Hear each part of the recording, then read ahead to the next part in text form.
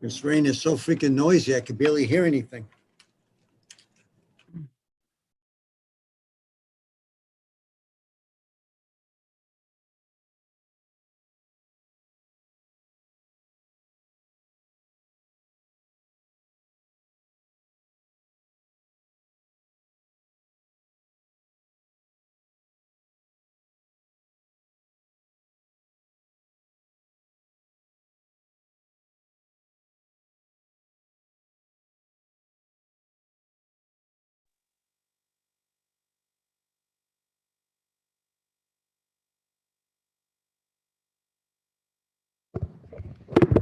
Sorry about that.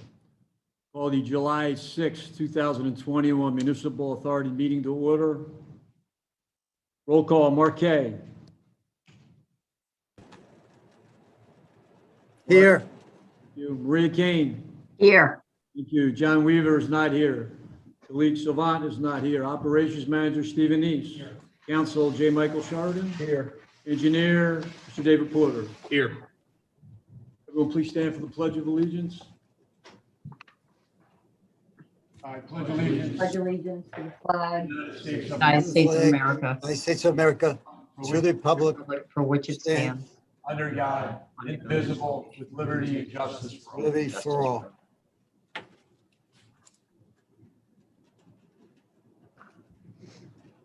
Everybody's had a chance to take a look at the agenda for this evening's meeting. Do I have a motion to approve the agenda as submitted?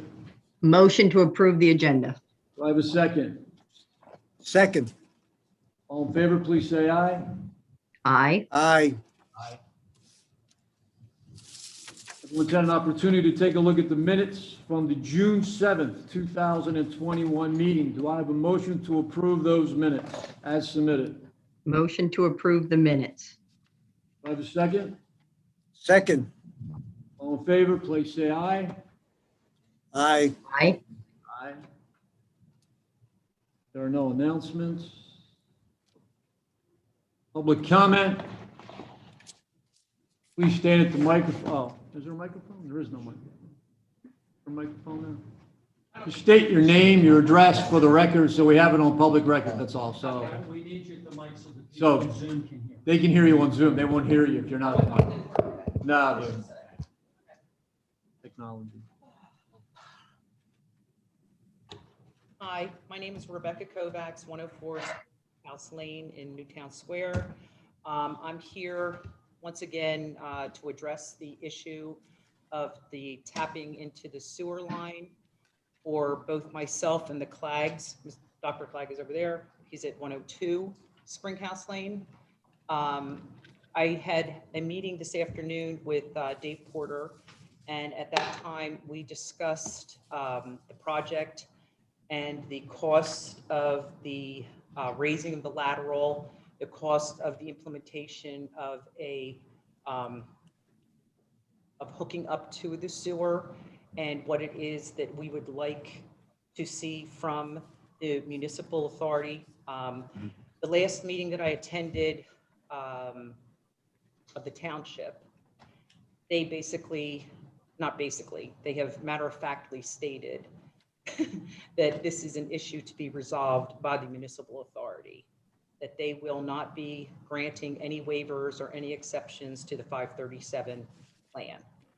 So as a result of that, I have prepared with the Claggs a letter of request that I would like to give to each one of the members to be considered.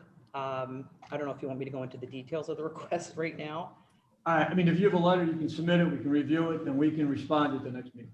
Okay, and the other thing that I would like to ask is if there would be possible to have an interim meeting in 2 weeks as opposed to waiting for the month to address this. I mean, to me personally, it's a matter of. If I can get a quorum, sure. I have to get a quorum, but if I can get a quorum to attend the meeting, we're scheduled to have the meeting, so I can get a quorum to address the issue, I will. Okay, I can't promise you that, and with schedules such as they are, the holidays, the summer holidays, but if we can get a quorum, we certainly will, as long as we're prepared to respond. I okay, mean, you're gonna give us a letter, we've got to look at it, we've got to analyze it, our engineer's got to take a look at it, and then if if the members all have an opportunity to look at it and we're prepared to respond between now and a week, 2 weeks from now, that's fine. If not, then, we'll deal with it as we understand it as quickly as we can. But just recognize that they may not all be able to read and respond in 2 weeks.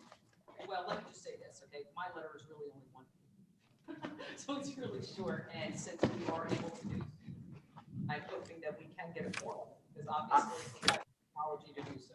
I don't disagree with you. Okay. I just will let you know that that's just something I have to be aware of. Go Can I ahead. approach it? Sure. Seriously? I'm the most approachable person. Well, let's hope so. There are some people that. Just leave them all here. We can just, Okay. we'll take care of it. We're gonna have to get them out to everybody anyway. As So long as just we have one meeting. give me 5 plus, 1 more plus 1 for the township, 1 for my solicitor, 1 for you. That's fine. Okay. Okay, and just so you do know, as a matter of fact, I had an attorney. Without counsel? Amicably. Have without you? counsel. Okay. As long as that's, Okay? you're on the record, so that's fine. Okay. Okay. Thank you. Mhm. Is there any other public comment? Yes, ma'am. Please state your name at the podium, your name, your address. I'm Pam Lardison. I live at 4019 Fox Hill Lane in Newtown Square. You should have all received a letter from me on Friday, as well as Suzanne Willanen forwarded it to you via email on today, along with pictures of our property. So the sewer project came through our property May of 2019, and we still do not have a backyard that we have been able to use. We've had so many issues go wrong with our property. It's ridiculous. And I spoke to Dave Porter on Friday, and he told me that Joao is not going to be restoring our property as had been previously discussed. And that, so I'm not really sure where we stand, other than that we have to contact some landscapers. I don't know what that process is. And I'm very upset that this is the 3rd summer now that we do not have a backyard. We also, so- our front yard is now, has tracks through it, the side yard has tracks through it. Literally, if we want to go out in our yard, we have to put different shoes on to get to different parts of our property.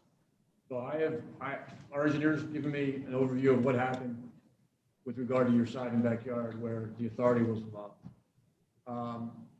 I have been advised that Joe and Bradley have taken a position of what's done is done and they're not coming back.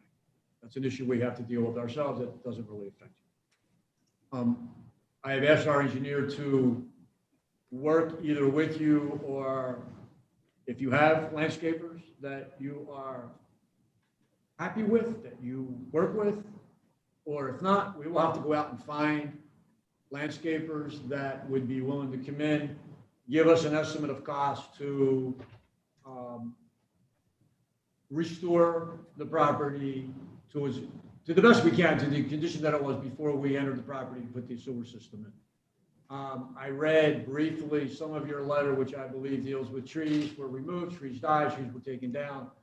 Trees are dead that were not taken down, trees that were alive that were taken down. I can't address that specifically tonight. I will get with the engineer to determine if that was the case, and we'll find out how that occurred.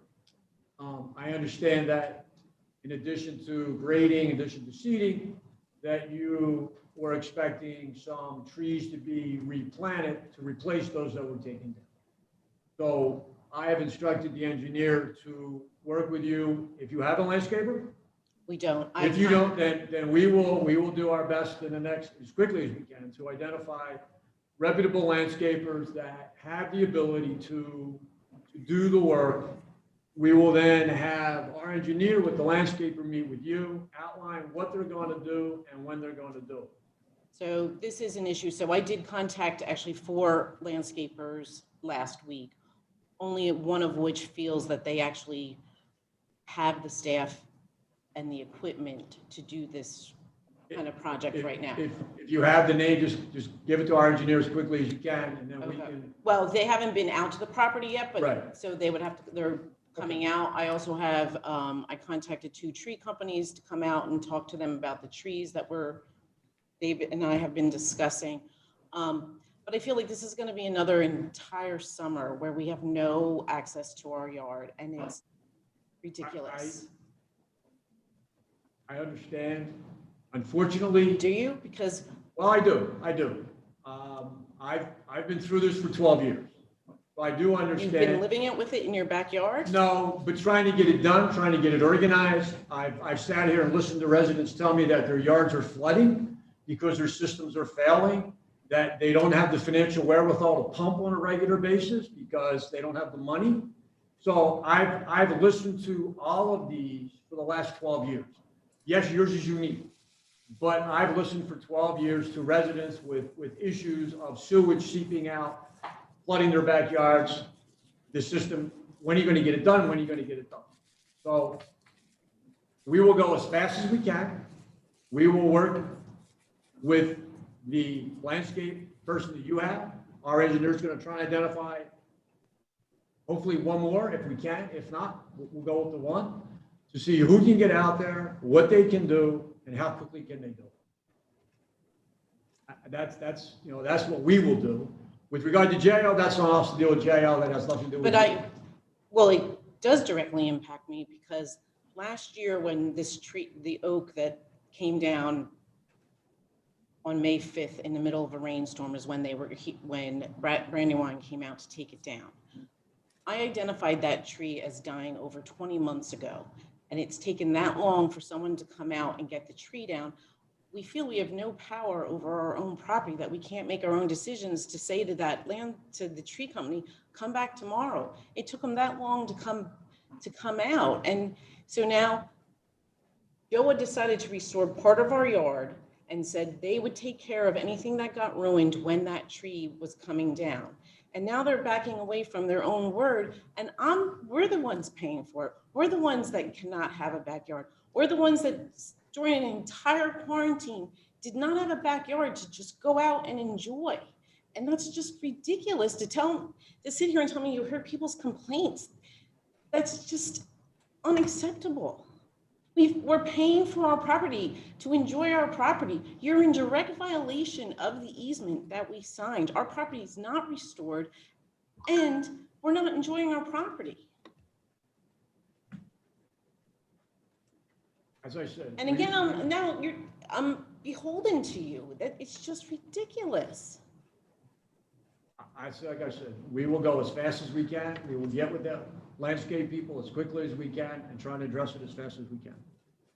I don't. And what's fast to you? What happens if they We're gonna say have we the engineer can't? start tomorrow. What happens if they say we can't get to you till November? I had planned on a family party because I haven't seen my family in forever, just like everybody else, and I can't have them come to my backyard and have a barbecue with them and celebrate weddings and graduations and significant milestone birthday parties that we miss. Because I don't feel like I'm going to have a backyard by the end of this summer. I don't have an answer for that. I don't know.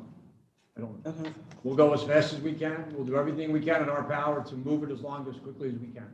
So I don't have to get 3 competing bids. You'll take one bid and it'll be done. Under the circumstances, we're gonna have to look at it, but if we can document the circumstances that there are no other opportunities to get it done quickly, then we'll have to go that route.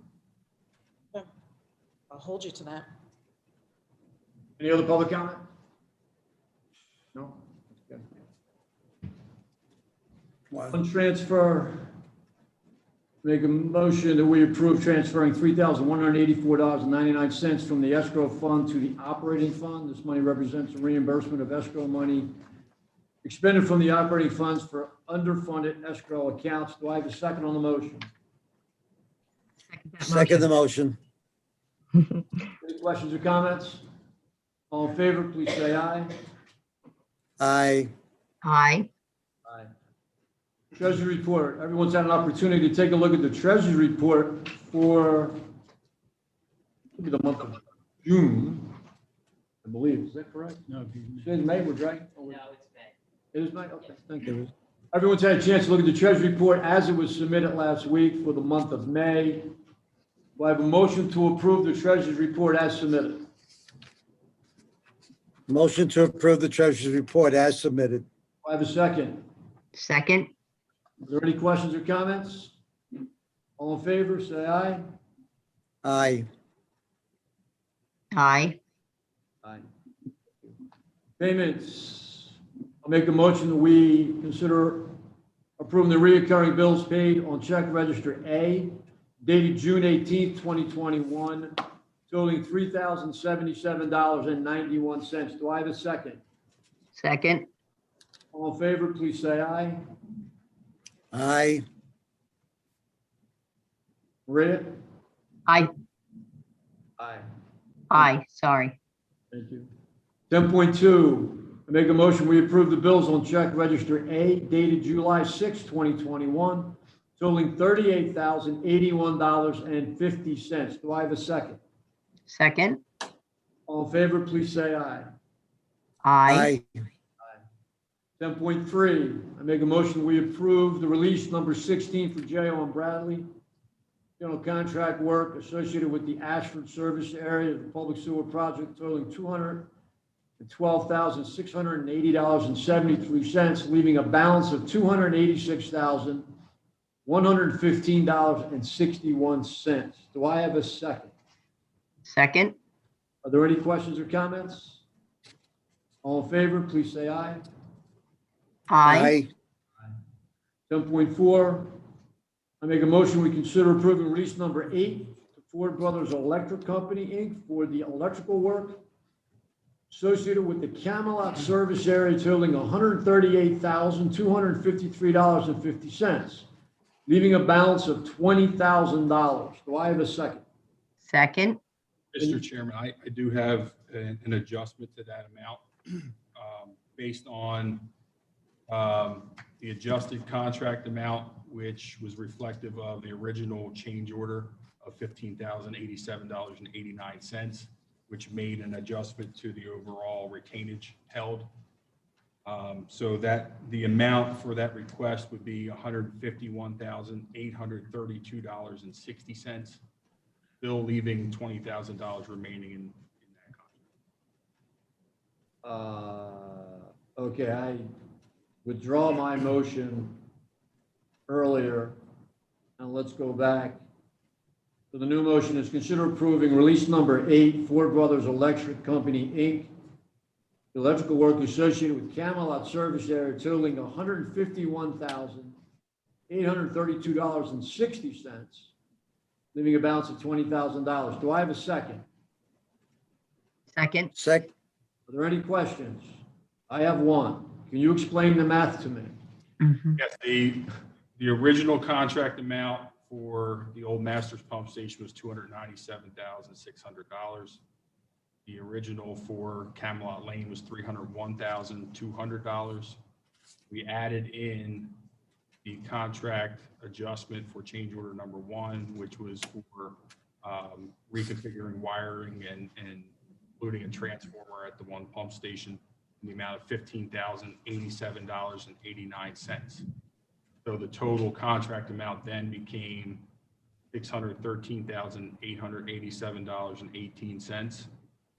And the retainage for that, for 10% of that contract value, ended up being, 51,000. yes, Yeah, but I'm trying to understand the math. We were going to release 138,000, we Mhm. left 20,000. We're releasing now 151,000 and still leaving 20,000. So are you saying we're releasing money out of the retainage as well? Is that how you're getting to this number? no. Okay, that's why I need to understand the math.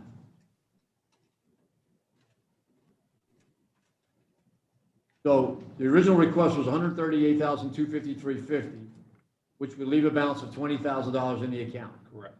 If we're going to go to 151,000, $852. How do we still Maybe- have 20,000 left in the account? How much is in the account now? Prior to the releasing this, the amount of either 136 or, I don't have the answer to that, Maria. That's why I'm asking okay, Dave to try and just I just got to understand how we're going to release one set of numbers and we had 20, and now we're going to release more and we still have 20 left. That's what I'm trying to It's- understand. Yeah, it's confusing. I'm confused.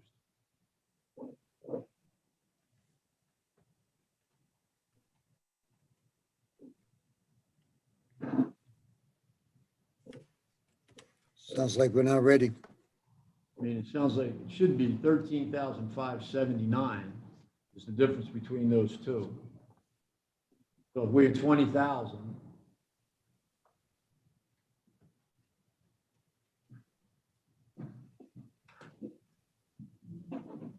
We should have $6,400 in the account.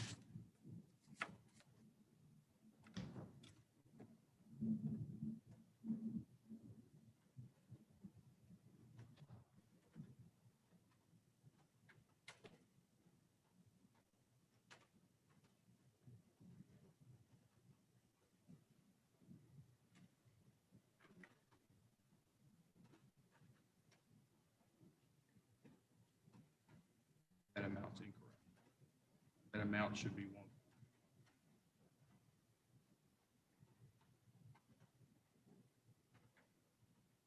Get you to what? 149,832.60 would be 613,887.89, less the retainage of 61,388.79, less the prior payouts of 382,666.50. Total 149,832.60. Okay, Not and 150. what is our balance then in the Ford account? It would still be the $20,000 in that account.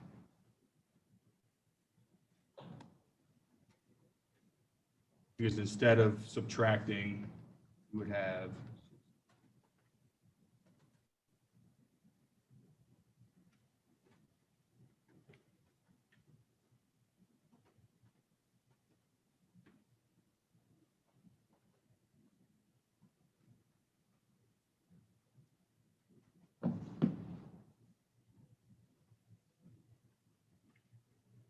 prior contract amount was 198,000.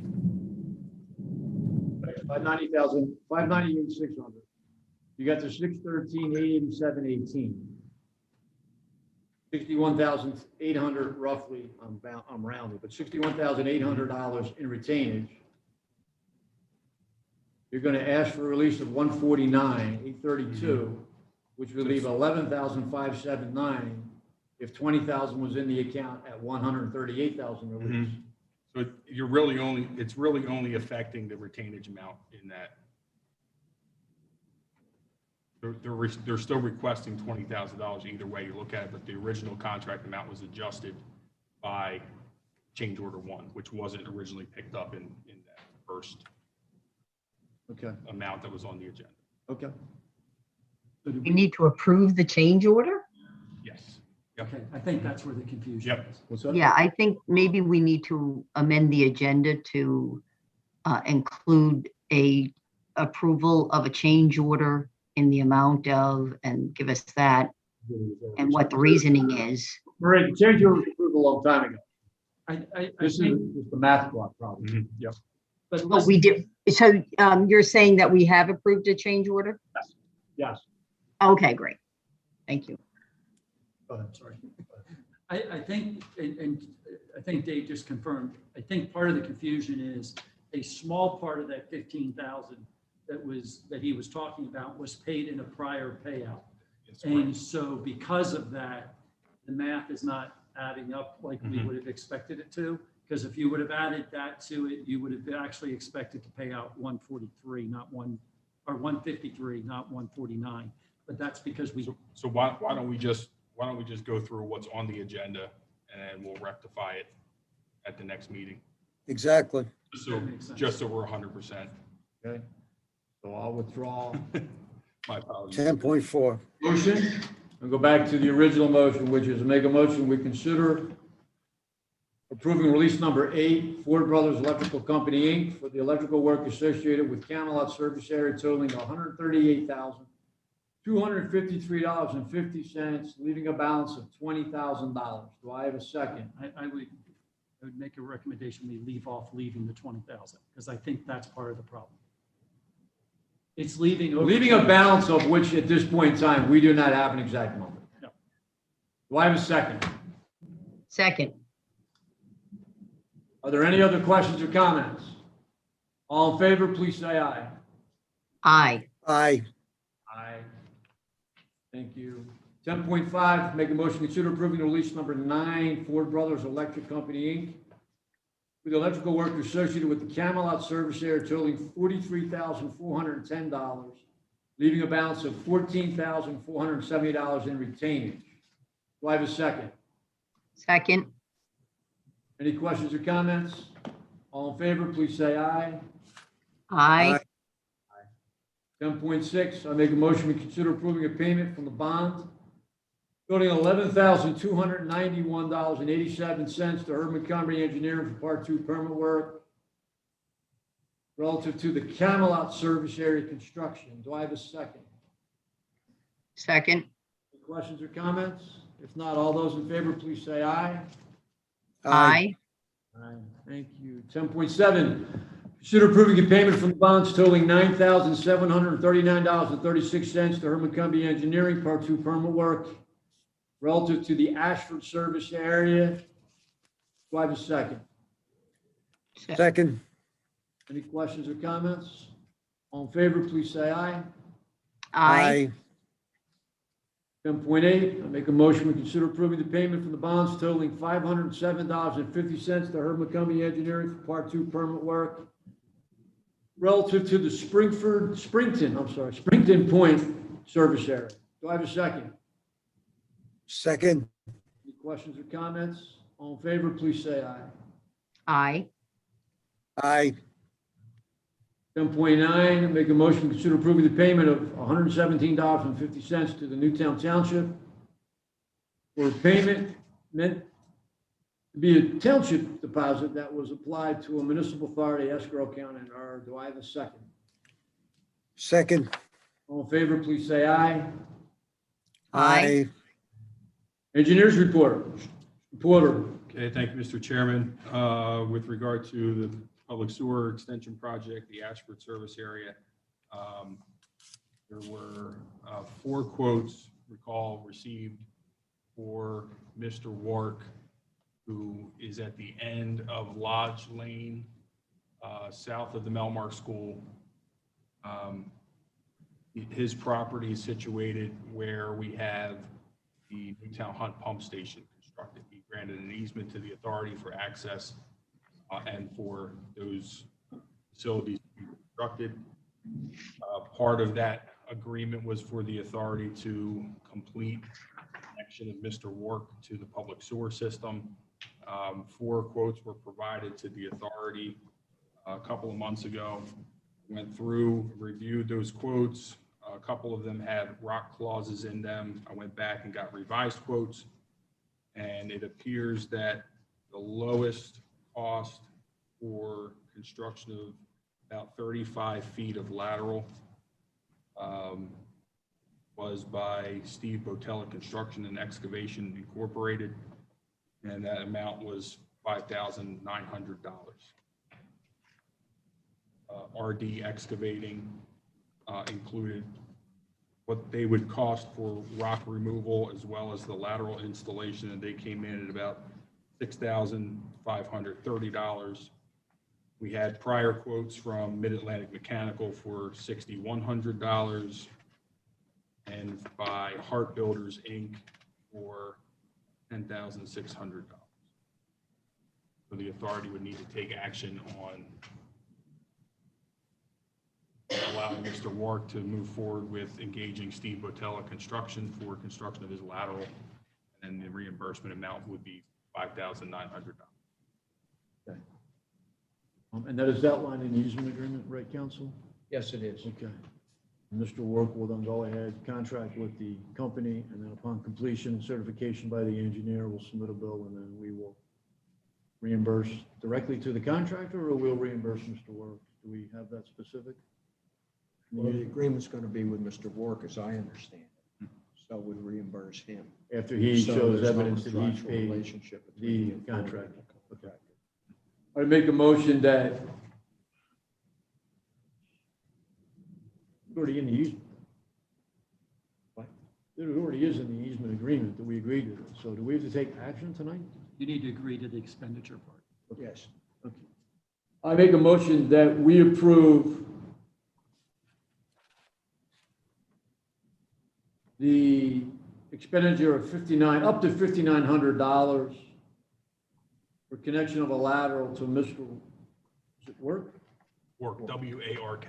Mr. Work, as per the easement agreement which was executed between the authority and Mr. Work.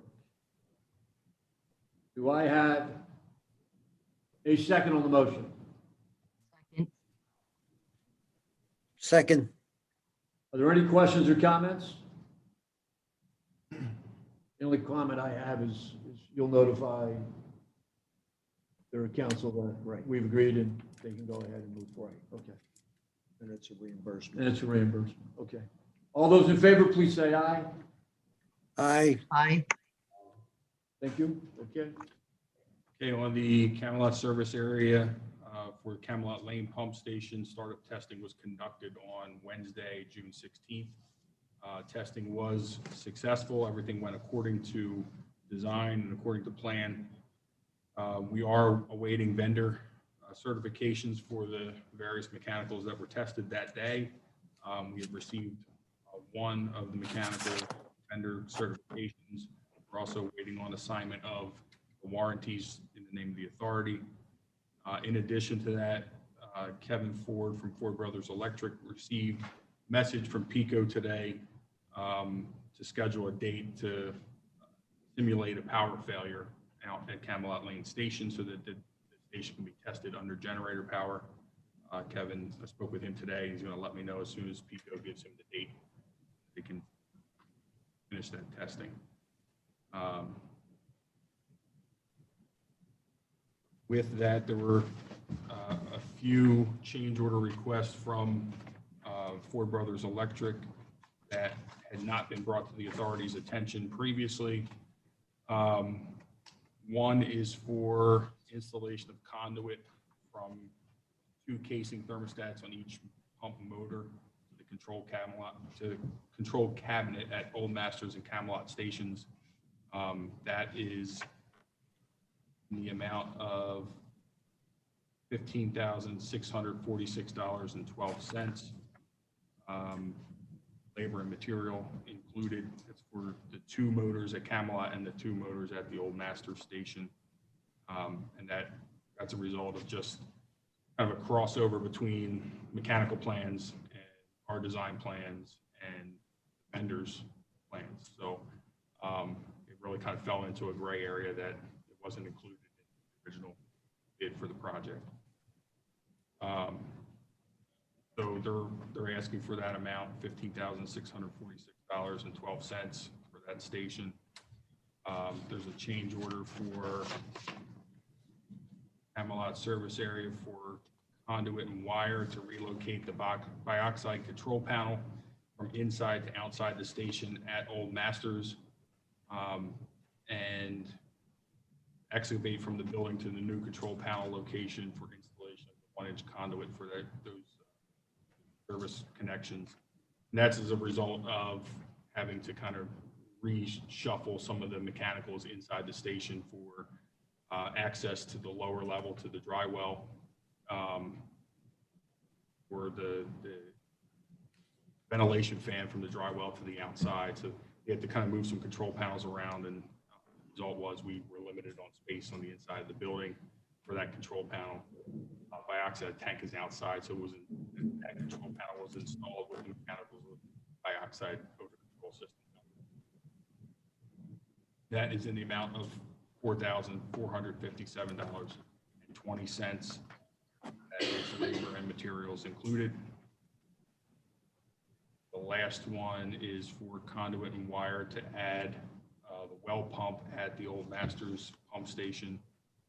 That's excavation from the building to the well pump location, and installation of the 1-inch conduit for feeding electrical power to that well pump. Labor and materials included for that is $3,757.60.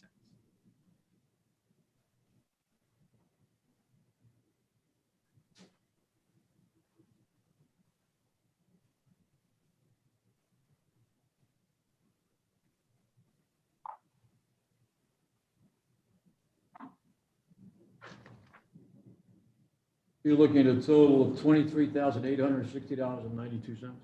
Correct.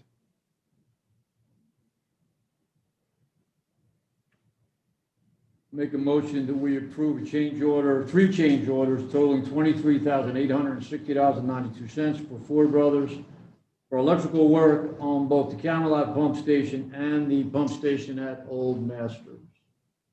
Do I have a second? second, Are there any questions or comments? All in favor, please say aye. aye, Maria? I'm sorry, I couldn't unmute me. I apologize, but could you give me the numbers again on the change orders? So there are a total of 3 change orders totaling $23,860.92. It's for various electrical work and conduit work at both the Old Masters Pump Station and the Camelot Pump Station. The motion is to approve those change orders for that total amount of money. We have a second. So this is do you have a question? Nope, I just wanted to get the amount. Okay. All those in favor, please say aye. Aye. aye, Aye. Okay, Mr. Porter? That concludes the report on the overall sewer service area extension project. Unless the authority has any. Does anybody have any questions? I do. So at our last meeting, we had a resident come and comment regarding the condition of the pump station from a landscaping standpoint, from a material storage standpoint, and from a paving standpoint. Could you update the board on what the status is at Camelot for those 3 issues? So Camelot Station retaining wall has been installed. That's completed. The driveway base has been prepared. That's been graded out and inspected by our office and completed. All last week in connection with the Homeowners Association's arborist, who was present to kind of direct Joao and Bradley's landscaper on where to situate plantings. That's been completed, and they're in the process of removing the remainder of the topsoil and some of the stockpile material. Some of that has to remain until they demolish the existing Camelot station. So until we get PICO lined up and test, they'll jump on that immediately after we flip the switch on that pump station. But it sounds like the majority of the issues have been resolved. Correct. Yes, and the gentleman that was present at the last meeting actually saw us in the field and said that he was pleased with the result. We'll see him tonight, so, yes, sir. Okay, continue. Please. Okay, just a quick update on Melmar School Pump Station project. We have sent out the product submittal reviews for approval of their products. Still no word on when they're going to begin construction. We had already previously approved their public sewer connection permit application based on design plans that were submitted through Melmark School and their engineer. Ellis Preserve Sector 1 Phase 2 residential, really don't have much of an update. They're just continuing on with construction at this point. As far as the revision to the financial security agreement and sanitary sewer agreement, I have not heard from special counsel with regard to that other than through our conversation. I know that he was going back to the developer to request some additional maintenance funds for operation and maintenance of that line on an annual basis, but I have not had word from. Yes, I got caught up today. I did not call council, so I will do that. Once I get and land tomorrow, I will reach out to him and I'll get you a message as to where we stand. Dunwoody Village Pump Station update. I finally received a call from their design engineer who had sent copies of design plans and engineer's report. I immediately noticed that they included retaining tanks in addition to the pump station, which I thought was communicated to Dunwoody that it was unnecessary to put the overflow tanks in if they're going to go with the pump station. So he's going back to them to verify that they in fact want to include that in their design. It's going to be a significant additional cost to them. So he wants to verify. I asked him to please verify before I move forward with completing the review on that basis. So that was probably Wednesday of last week when I spoke with him. Have not heard back at that point. Lastly, 314 Summit Avenue. I have not had time to get into the design analysis for that project. We do have the plans prepared. Cross sections are cut for that stream analysis. It does look like the sanitary sewer system is very close to the top of the bank. Although the sanitary sewer itself sits below the stream bed. If that does continue to erode, it will get into the sanitary sewer trench. Looking at those cross sections, we're probably limited in the amount of natural stream bank restoration we can do at this point. It's probably going to have to be something more along the lines of the Gabion baskets that we discussed in the past. Okay. But I will Okay. complete that analysis and the authority at the next. Okay. That concludes the engineer's report. Anybody have any questions of the engineer? Operations Manager's report? I just have a couple quick things. We met with KBX recently. They called and asked to come in and meet with us. At that meeting, they informed us that they've actually joined with another company that's actually a larger company up and down the East Coast. I've been assured that nothing changes for the municipal authority. They're maintaining the name KBX. I have asked that they come in and do a presentation to you as a board, just so you know and understand what's going on with that. Do you have a preference as to which meeting that is? No, okay. And then the only other thing that I have for you is to let you know that I'm working with the Environmental Advisory Council of the township.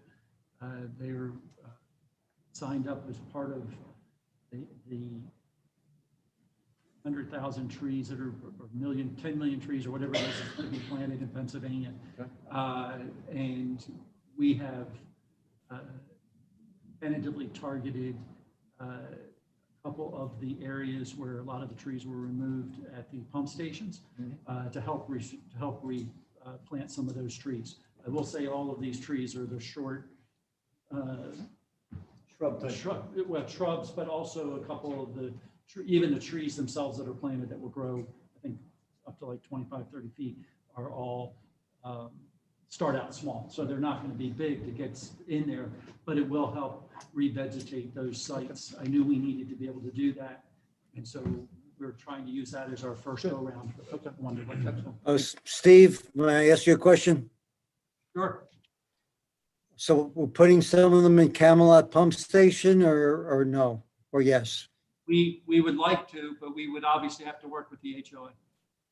which is me. Yes, I know. Okay. So we say yes, of course. Okay.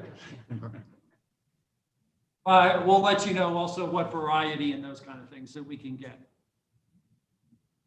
Okay. All right. All right, thank you.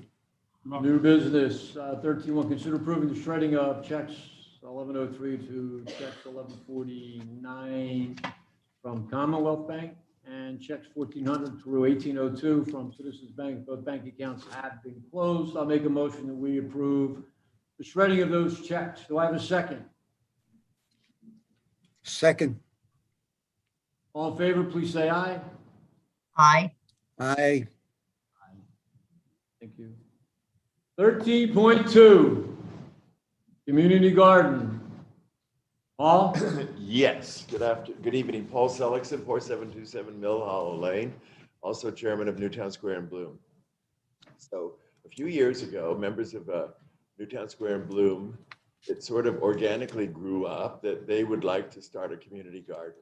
And we didn't have a place for it. But since that time, I have been speaking with Chairman Sweeney, and there may be potentially a place for a community garden on real estate that's owned by the sewer authority. And so this is a presentation to introduce the concept. I have Joe Barry, who designed this. What you're looking at, the graphic that you're looking at was designed by Joe Barry, a member of Newtown Square and Bloom. And Sarah Pillig is here, and she was the driving force for Skunk Hollow Community Garden, which is Radnor Township Community Garden. So I'd like to, I think, start with Joe Barry to describe what you're looking at. And then we're going to go to Sarah, and she can tell you a little bit about how she did Radnor at Skunk Hollow, how she did that community garden. And what we're looking for is for you to give us a really attractive lease so that we could use a piece of your property. That's what we're looking for.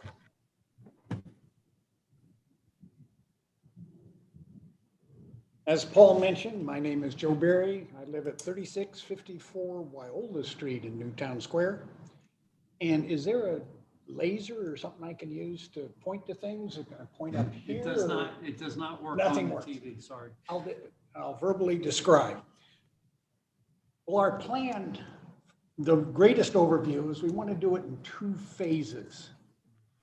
In part, to make sure there's interest that substantiates the second phase, and part 2 is to build upon the experience and the labor that's involved.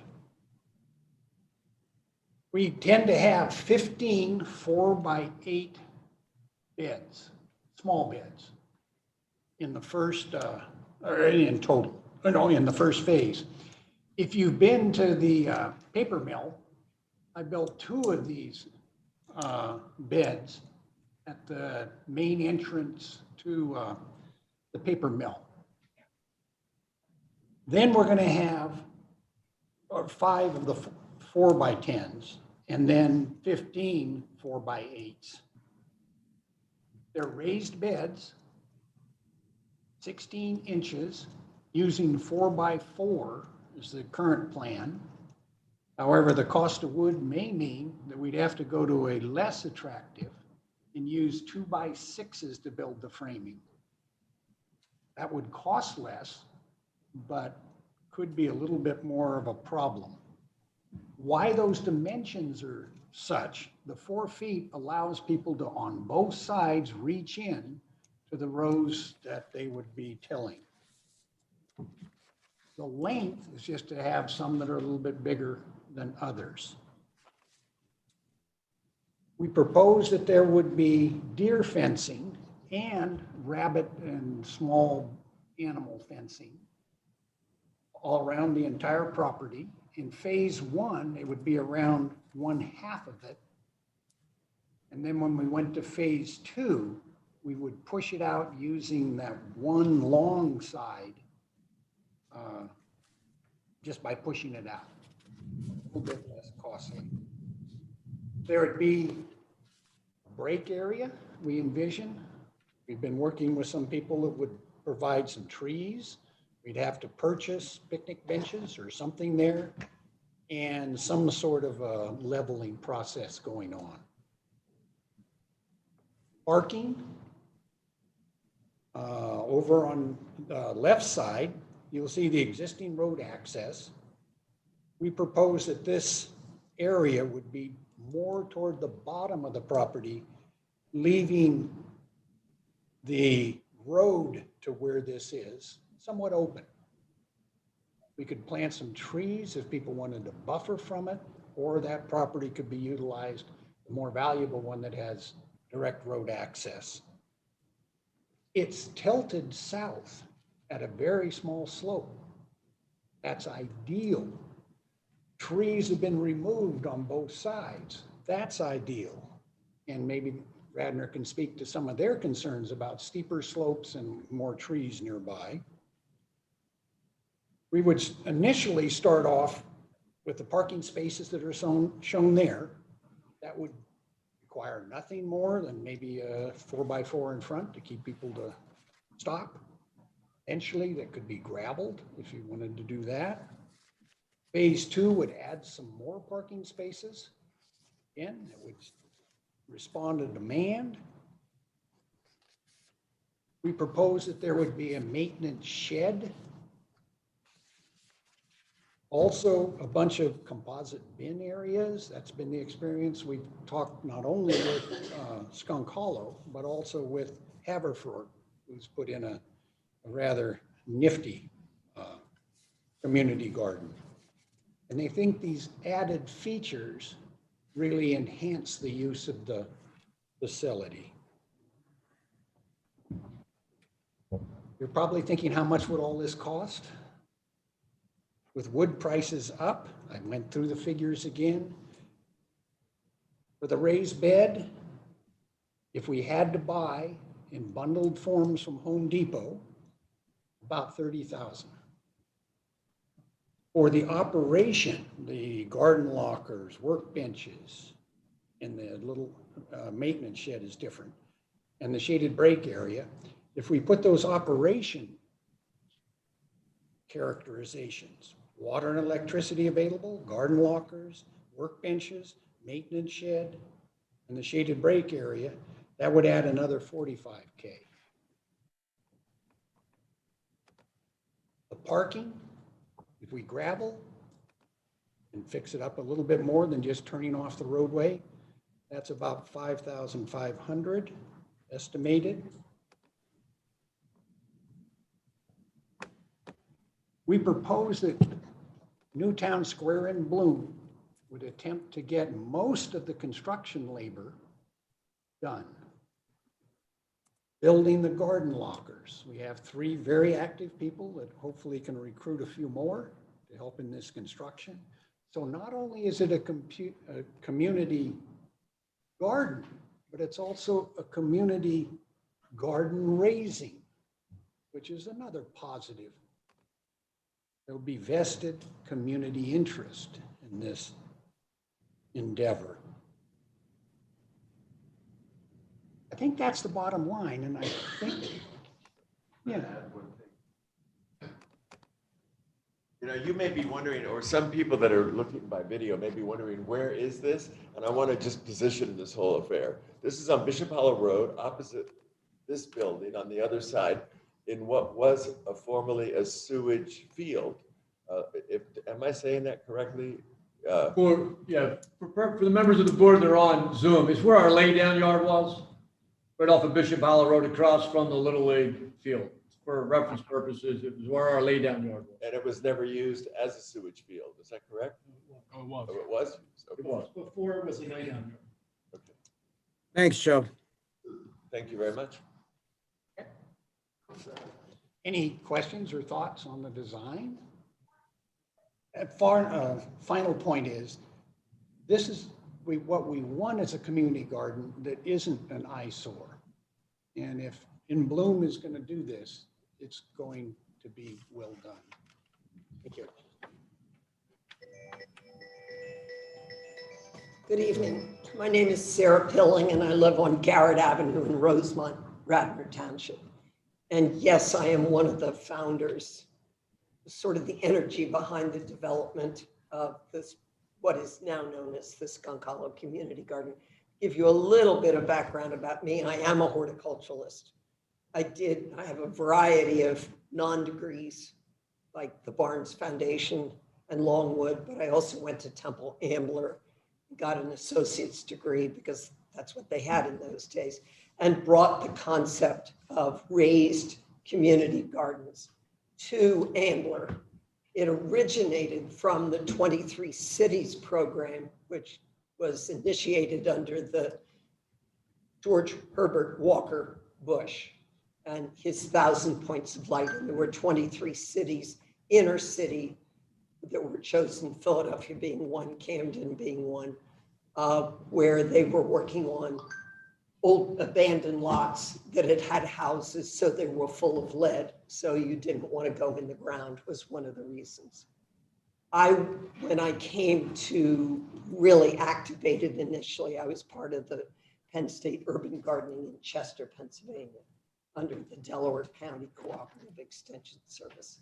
And we worked extensively to really build a sense of community and provide fresh vegetables for people living in Chester, where in the late 90s, late 80s, they had one supermarket only. And I actually was getting my master's from Eastern at the same time. It all sort of melts together, and did an analysis of the super fresh in Gladwin as to quality and price, with the only supermarket in Chester.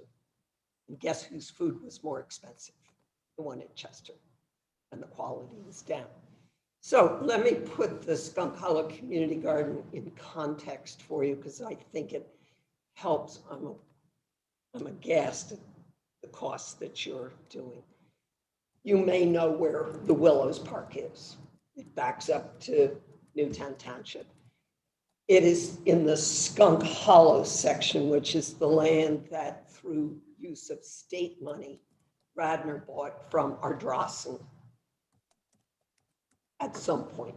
I think the late 70s. They bought the Willows in the early 70s. So it's separated from the mansion and that whole open area. The township decided, and I can't think of the date, I'd have to back up, in the early 2000s, that they would tear down the cottage, which is the little building as you come into the Willows Park. They didn't know what to do with it. The manager had lived there, Bob Crawford, and there had been some experiences of cancer in his family. Well, the township was using Chemelon to take care of the grass. So everybody got cancer, nobody died of it. The township decided that it was a damaged place. Well, my grandfather was the architect, so I wasn't about to let them tear it down. So a group of us formed to save the cottage, which we did. But it needed a use. The township just didn't want it there. They wanted a use. And the Radnor Conservancy joined with this group of us called the Friends of the Willows Cottage to build not a community garden, to build a garden for a CSA. So it's just beyond the property. If you know where the leaves are, it's the mansion side of the leaf rows. And so the Radnor Conservancy paid for the deer fence. They contracted with Amish farmers, and actually the posts are trees, and they used cattle fencing. It is 10 feet tall because at that time, the Willows Park was full of deer, and a 6-foot fence, that's a hop, skip, and a jump for a deer. So they built the fencing, and Mark Janicek was the head of it, and he's a green builder, and he could sell igloos to Eskimos. And he talked someone into digging a well. So there was a well, and there was this fence, and they ran it as a CSA, Community Supported Agriculture. Well, I'm going to give my opinion here. At $800 a share, not too many people applied. And the first year they got the tobacco mosaic virus, and I know the only reason they did that was somebody was smoking. And they lost all the tomatoes, potatoes, peppers, and eggplants, so they ate kale for $800. So the next year they reduced the price a little. It was not in raised beds, which was part of the problem. It's a fairly steep slope. It's called glenic schist. So it's a thin, very thin soil. And the third year it didn't exist. So the township started making noise. We're going to make you tear down that fence and turn it back into a field.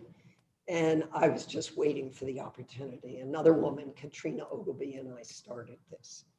And we had to arrange with the township to use it. So the township set the fee of $50 per family per year. So that gave the nest egg. We already had the fence. We already had a well and a tank, although it was set up wrong and we had to reset it. And we got an unsolicited grant for $5,000, which we did not use. It was our insurance. 60, the township kept saying, well, you know, you're not going to garden until May, so we don't need to make this decision. So we bamboozled them into making the decision. And we had a meeting in February on a night in the Radnor Township Library, and 60 people showed up. There was definitely a need for gardening. Why? Deer, shade, and not enough property. There were enthusiastic gardeners. Some of them had been gardening for years. We had a couple of master gardeners. I am also a master gardener instructor. So we had the knowledge, and we did it ourselves. That was a very important point. And that came out of my working with the citizens in Chester to build local community gardens. The way you get investment is they put in sweat labor, and then they own it instead of having it built for them, and they walk in and there's very little respect. So I think I said, we can do this more than anybody realized. So we started with nothing. Why did we go to raised beds? If it was a failure, we could pick up the wood, rake out the soil, and leave, and it would be fine. We built about half of it the first year. So when you paid your $50 fee, if you wanted to, you got 3 beds. It was divided into plots, 20 plots in the beginning. Now it's 40 plots. Each plot contains 3 raised beds. We used 2x12s, which we got at a price from Vince Tegg. We asked each family who was building, and they could either have 1.5 beds, and the other half would be 1.5 beds, or they could have 3. Katrina and I laid it out. We did not have a survey, so the beds ended up being 19 by 19, which is a very strange number, but we wanted wide aisles for wheelbarrows. And we started building. So Vince Tegg gave us a price for the wood. We used hem fir the first year. I think on a flat surface, it would last a lot longer than ours did, because it was the downsides that rotted out after about 5 years, because our slope is about like this, facing north, but it's surrounded by trees, so it's pretty much of a heat sink. So they arrived the first day, and we laid out these plots. It was the funniest experience I've ever seen. There were more chiefs than there were Indians, and these beds moved up and down, and finally they got it set. And Katrina and I spaced it out over a month's period of time. So this was on a Saturday, and we said, we'll see you next Saturday. We'll start building the beds. No, we're coming back tomorrow. So we very quickly adjusted. The day we built the beds ourselves, we used the driveway behind the mansion, so we'd have a flat area, set up 3 stations of sawhorses. And in 4.5 hours, we built and carried cross, down, in, and put into place 60 beds. It was an amazing project with everybody involved except for one gal who was pregnant. So they went, well, now what do we do? And I said, we were very fortunate that we have the compost, the leaf compost, which is how Radnor disposes of its leaves, right there. And it wasn't ideal. It drained very quickly. We watered till hell froze over. But we said, well, we're going to fill the beds. Well, where's the front end loader? We went, no. See all those wagons down there? We got people donated their kids' wagon, some old wheelbarrows. We took any tool that we could get. And they started filling the beds. We started on the 5th of March. And by the 28th of March, we had our first crops of radishes and lettuce. And it has been ever since. I really want to, and I know this, because you don't want me to be here forever. What I really want to Thank you. impress upon you is what the sense of community has been out of that garden. I've made friends that I never would have met. We have formed support groups for people who have not been well. They're moving. It doesn't really matter. It really has become a cohesive group because we did it ourselves.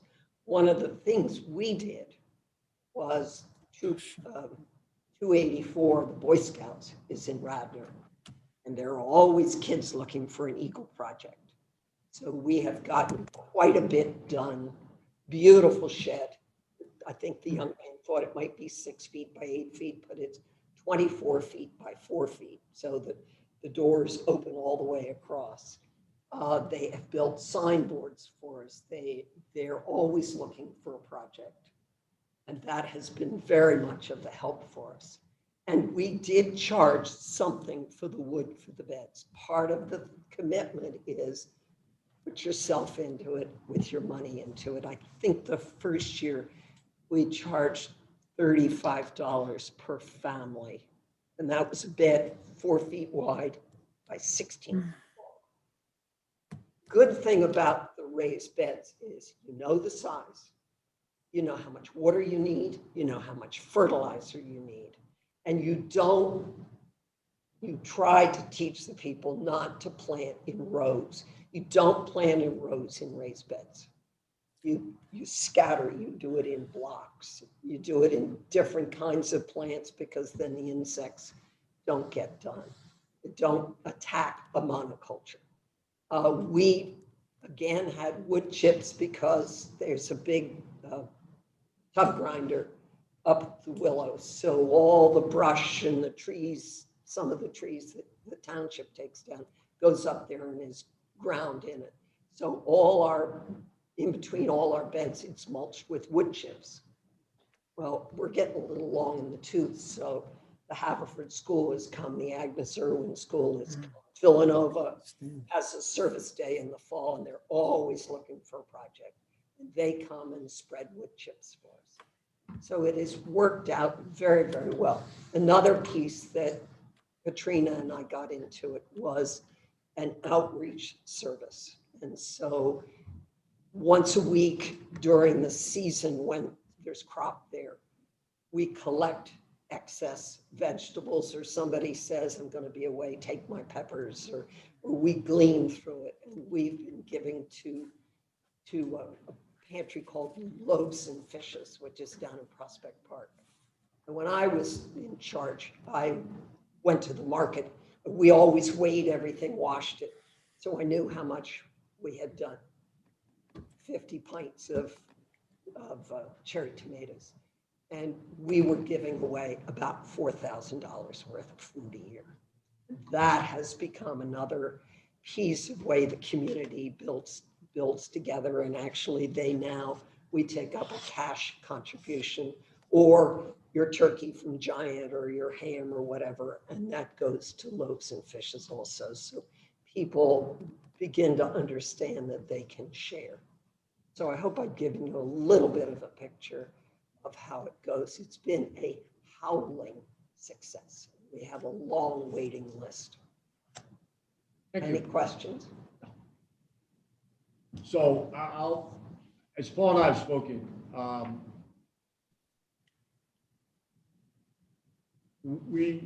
and the board has talked about it, and they're still with me. I'm assuming they're still here. It's the piece of ground where the laydown yard was. We would entertain entering into a lease with your entity, as long as it's properly documented. It'll be a triple net lease. There is water on the site. There is electricity on the site. Is that correct? And what I would ask initially is for you to arrange a time that we could actually visualize the amount of space you're taking, that you like to take. That's number one. Number two, obviously there are some things you're going to have to get township approval for. I suspect the deer fence is going to have to get zoning approval. Parking is going to have to get zoning approval. So I would check that out to see what those obstacles look like. I would also we would also want to be able to understand, again, your source and uses of capital. You're estimating approximately, I think I did $80,000, $85,000, if that's what your budget looks, where are you going to get the money from? And then also, we'd like to review your operations procedure manual, how you're going to bring the community in. What is your structure? Are they going to get a small plot, a half a plot? How open is it going to be? Who's going to get invited? So that we don't end up a meeting where half the room says they didn't get invited, and the other half says you should have been paying attention. So they're the kind of things that we're going to want to look at before we actually sign a lease, just so you can start thinking about how you want to structure this, how you're going to get people involved, how you're going to get the word out, how you're going to limit it if you're overwhelmed with people who want to participate, and then obviously raising the capital to do what you want to do. It is a relatively large piece of ground. If memory serves me, and I'll be honest, I haven't been back there in 6 or 9 months, it's a relatively flat piece of ground, and it is a relatively open piece of ground. There's not a lot of, I don't think there are a lot of trees on the site. It was pretty clear because it was a spray field, disposal field, so it was pretty clear. And they're the kind of things that I think we address as soon as possible, and we can move forward. But as I said, we would be, once you have it all, we'll present it to the board as a lease. Lease the ground, you operate it, you run it, you maintain it, and so it's interesting to hear your proposal, because I sort of had it in a different format in my head. What were you thinking? So I was thinking that you would agree that for a certain period of time, we have the ability, we can lease the property from the sewer authority, and we have, for instance, 3 years to get all of our ducks in a row and to get everything arranged. Because we can sign a lease subject to those conditions. I don't have a problem with that. I mean, a lot of our funding would come through grants, and a grant question would be, do you have a piece of ground? yeah, That's fine. I mean, we can enter into a lease. If you have your 501c3 set up, we do. send us the documentation to council. And go ahead, you can chime in anytime, because I always get in trouble with you. Go ahead. I don't know that the matter has been vetted among our board. I don't want the wrong message to go out that we've committed to this. I don't think there's been an official action by this board. I just would say, get the documentation to us so we can at least understand what your group is, right? Correct. Right? You told me about it. So get the legal documentation to council. So It exists, and I'll get it to you. You have a 501c3. Right. We then can discuss at the next meeting that council can say, I got it, I reviewed it, it is registered, legitimate 501c3. And then we can talk about a structure of a lease. As I said, it would be along, as I see it, would be along the lines of a triple net lease. You'd be responsible for, water, you'd be responsible for electricity. You would raise your capital to go ahead and do this. And we simply would have, the subject to would be that, along with zoning approvals from the township, and understanding how you're going to present this to the community who are going to participate, just so we understand. As I said, I don't want to come to a meeting where half the room is upset with the other half of the room because they didn't know, they didn't get a chance, and it's not fair. And I want to avoid that as best I can. So if you outline how you're going to present this in your structure, so the board would all be put into the lease to say, this is what you're going to do, this is how you're going to do it. Got it. I mean, the subject with PICO, of course, if we approach PICO and say we want to start, electric service. We have power. There's power. I understand, but to put it in our name, they're going to say, do you have? I understand that. I mean, at this point, you would not need that, but right. at the appropriate time, if we were to execute a lease, you would have the access to it by saying, we've leased the land, and we want, same thing with Aqua was going to give you a water bill to start using the water, and you'll get a PICO bill for whatever power you use. Okay, so well, let's start with getting the documentation. When would you like to visit the site? I think you want to start with that. Yes, I'd like to understand and we get Dave, the engineer, to come with us, just understand where exactly. I mean, I see on your plan. So when would you like to do that? Well, I'm leaving tomorrow morning. I'll be back in town next week. So why don't you and I talk when I get back early next week, and we can pick a day, and then I can coordinate with Dave just to make sure that we're at a spot where it's okay from any type of engineering issues that we have on the field. At least I get an idea of that, and then from there, we can then begin to bring it together and then present, have a discussion at the next board meeting. And I'd also would suggest that in the meantime, you contact the township and determine what the zoning looks like for at least the deer fence, especially as it relates to the residents who are along the perimeter of the site. I'm losing my sense of direction, but there are residents who back up to the site. There's one. The site is an L-shaped site, so it's the residents and then you make the L. So there are residents who back up. So we just want to make sure that you can meet with the township and talk to the township about what zoning you're going to need or what the restrictions are as it relates to any type of fencing. Okay? Got it. Just get Yep. that out of the way. But the biggest thing is to get your documentation to council so we at least know that we have a 501c3. Got it. I thank you Okay. very much. Yep. All right. Anybody? I Maria? just wanted to chime in too, that I think, preliminarily, we'd like to see, the community support and see some evidence of that as well before we go anywhere with this.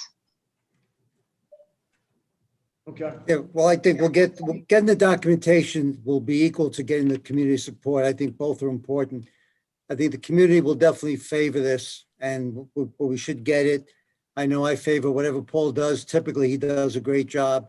So that should go very well. And if possible, I don't know when you're going to see it, but if you're going to see it sometime Friday, I'd love to go also. You can make arrangements with Paul if you want, that's fine. I'm out of town, so I won't be able to get back to my seat. So just following along, evidence of community support. Do you mean that you'd like to see a survey? Yeah, like I'm sure you've actually started this process, right, of determining where the support would come from, who's interested in actually operating the gardens, who's interested in contributing to it. The presentation we just heard, I'm hearing a lot of organizations, in the community that have volunteered not only services, but products as well. I mean, so, I think you made a very good point that, when people start investing in a project like this, then they become committed to it and, remain involved. So community support for both the development and then the operation for it. I mean, I don't want to just be agreeable and say, sure, no problem. And then it is a problem, like I'll do what I can. That's, the cart before the horse, but, we don't want to start publicizing something if we don't have it in the bag, if we don't know that we can pull it off. Yeah. Well, who are your stakeholders? I mean, there's either stakeholders or there aren't going to be stakeholders. There's a lot of people that live at Madison Apartments.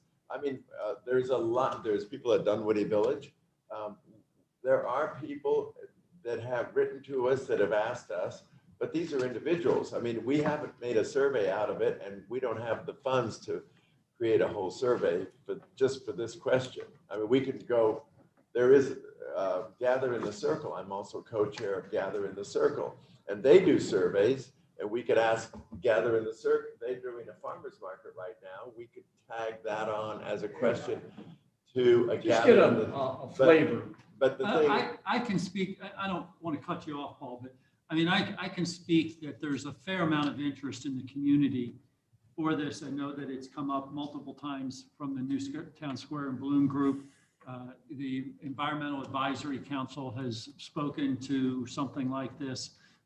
So, I mean, there's, in addition to the individual pockets, I think there are going to be some people who will come forward.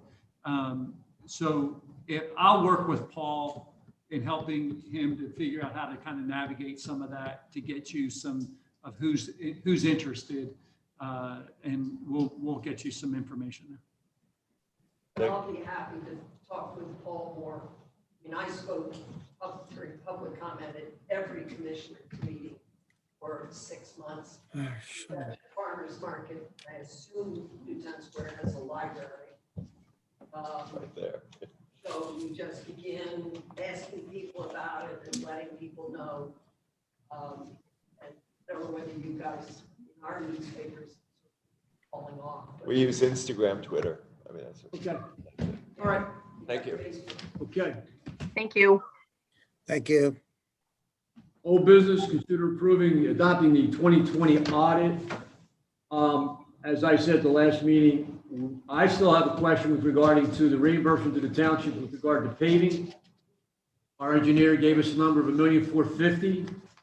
In the audit, it says $1,008,000, so we have a $350,000 variation. I've asked our engineer to explain to the board why we have a $350,000 deviation.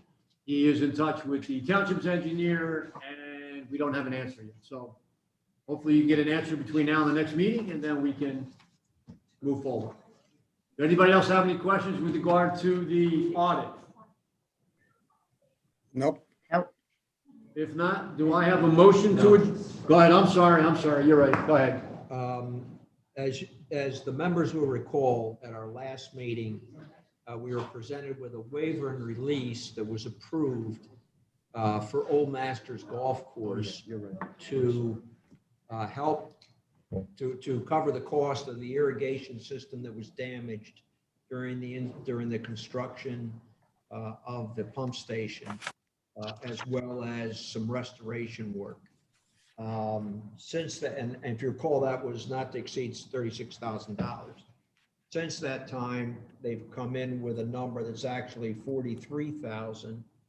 And part of that, as originally was discussed, the Joao was going to be, and correct me if I'm wrong, Dave, agreeing to $17,500 of the original $36,000 that we put a cap on. So it's now $43,000.